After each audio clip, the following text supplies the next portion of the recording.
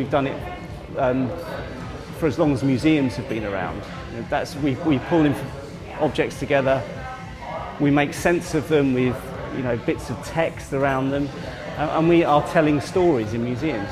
But I think we need to get away from the fad and just establish the fact that we're talking about some digital skills here that are good for L&D and good for the wider organisation. And they are those skills around finding, filtering and organising and sharing it back out in a way that's useful to people.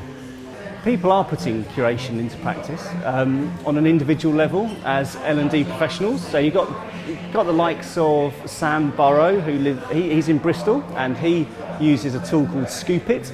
And Tim Druitt, he's also an L&D professional, I think at Eversheds. He has a Scoopit page, and there are quite a few other L&D professionals who practice this as a part of their personal curation.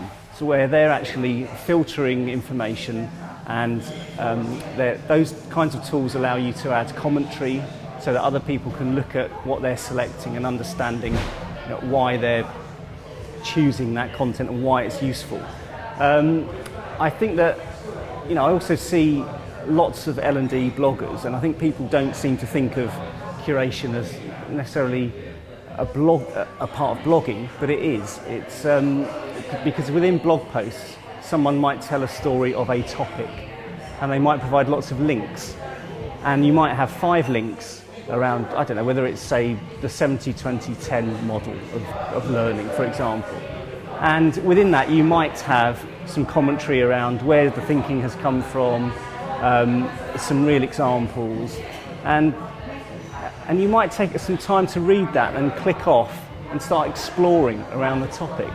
So I think blogging is a really good example of curating, and there aren't that many UK L&D practitioners who are blogging, but the ones who are certainly doing some of that. Links alone aren't very compelling. They become far more compelling if you can thread them together as a story.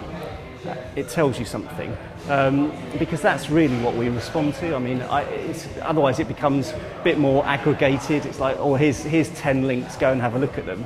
I need some help. I need to know, who am I to tell that group of people that this stuff is important, that matters, who's telling it, and also what does each link mean?